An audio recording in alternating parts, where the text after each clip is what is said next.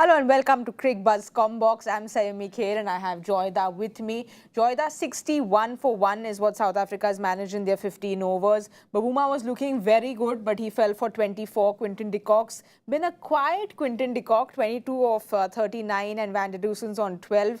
Trent Bolt came and looked like the Trent Bolt we know. And Tim Southee, well, he's still kind of getting into the groove of things. But South Africa, you think, will be happy with the score? I think on balance, if you look at it, I think New Zealand will be happier than South Africa will, because I think the score that they have, they managed to control this very strong South African batting lineup. And if your reading of the pitch, Mr. Ponting's reading of the pitch is true, it's going to slow down a bit more later. So scoring early is important, because it may not be that easy to score later on in the game when the ball gets a bit older as well. So tight start. I felt Bolt was absolutely fantastic with the new ball. Henry gave him good support. I thought Bavuma was the aggressor. He was the one who was looking really good out there.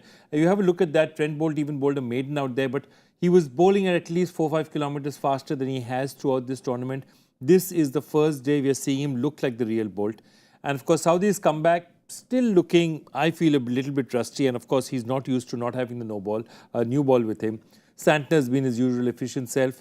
Henry still perhaps not in the form that he was in the start of the tournament. But Joyda, you were a little surprised that Tim Southee came in, I think, in the 10th over. Would you have expected him to come a little earlier? Yeah, absolutely. Once they thought that Henry was not getting much with the ball, I thought that they would bring him in earlier, but they waited till the 10th over to bring him on.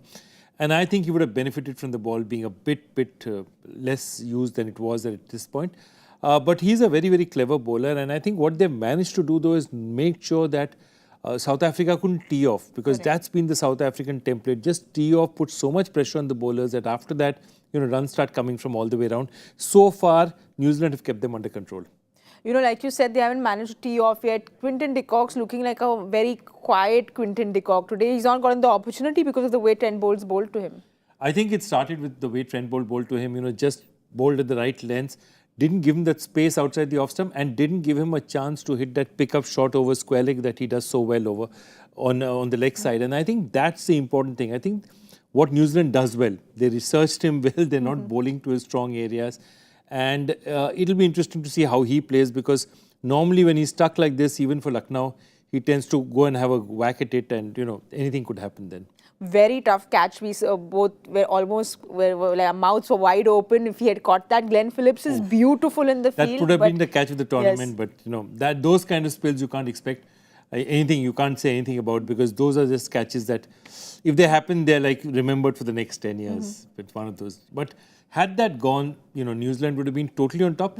Even now, I'd say I'd give the edge to New Zealand. But Joyda, South Africa's had this way where they are a little cautious during the power play. They take it a little easy. Today, of course, they were a little extra cautious with the way New Zealand's bowled. But they tend to start slow, and then they have like this huge batting card that follows. So, they are placed enough for a big score, you think?